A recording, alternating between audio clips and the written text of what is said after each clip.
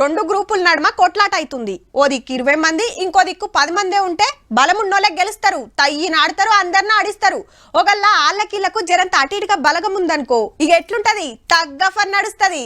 ఎట్లా అంటే ఇగో గిట్లా. పార్లమెంట్లు ఇయ్యాల సుత గదే లొల్లి. ఇటు ఇండియా గ్రూపు అటు ఎన్డీఏ గ్రూపు.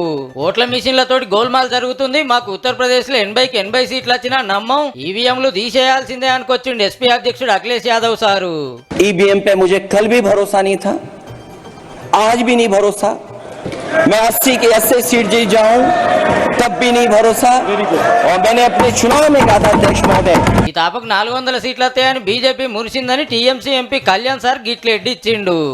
अब की बार 400 पार बोला था, चू कित कित में चू धरा 400 में कित कित कित कित कित कित कित कित कित कित कित कित कित कित कित कित कितना हुआ 240 हो गया, मैं भी हारा गया। మన అసద్ భాయ్ మాట్లాడుకుంటా బీజేపీకి ముస్లింలంటే పడది, మైనార్టీలను మీదికి రాణిస్తలేరని గరం అయిండు. अब अपर कास्ट एमपी के बराबर हो चुके हैं और 14% मुसलमान सिर्फ 4% जीत कर आते हैं। మాట్లాడాల్సిన వాళ్ళంతా మాట్లాడినాక అప్పుడు లోక్సభకు మోడీ సార్ వచ్చి రాష్ట్రపతి స్పీచ్ కు థ్యాంక్స్ ఎప్పుడు సురువు చేసిండు. లేలే మొదలు మణిపూర్ లో జరిగిన లొల్లుల మీద మాట్లాడాలని ప్రతిపక్షాలు జిజ్జు చేసినాయి. ఆగాలే కూకోవాలే అని స్పీకర్ సార్ ఎన్ని మాటలు చెప్పినా అస్సలు ఇన్లే. नो, ये गलत तरीका है आपका, इस तरीके से नहीं चलेगा बिल्कुल।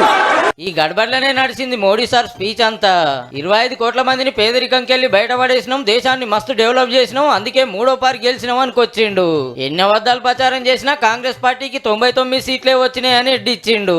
ये 100 में से 99 नहीं लाया, ये तो 543 में से लाया।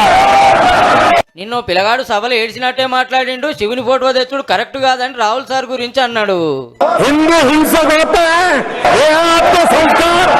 ईश्वर का हर रूप दर्शन के लिए होता है, निजी स्वार्थ के लिए, प्रदर्शन के लिए नहीं होता है। అటుకెళ్ళి ఇంకింత జోరైంది లొల్లి. ఇదేం తరీకాని స్పీకర్ సార్ ఎన్ని మాటలు చెప్పినా ఎవ్వరు తగ్గలే. डायरेक्शन देते हैं आप बेल में आने के लिए लोगों को। నీట్ పేపర్ లీకేజీ మీద ఎంక్వైరీ చేస్తాం, ఎన్కమర్లు ఎవరున్నా శిక్షిస్తాం అనుకొచ్చిండు. ऐसी घटनाओं को रोकने के लिए अत्यंत गंभीर है। ప్రధానమంత్రి సార్ ఏం తక్కువ 2 గంటలు మాట్లాడితే ప్రతిపక్షాలు చూస్తే అంతసేపు జోరు చూపించినాయి. అటెనక లోక్సభ మొత్తానికి మొత్తం వాయిదా పడ్డది. भारत माता की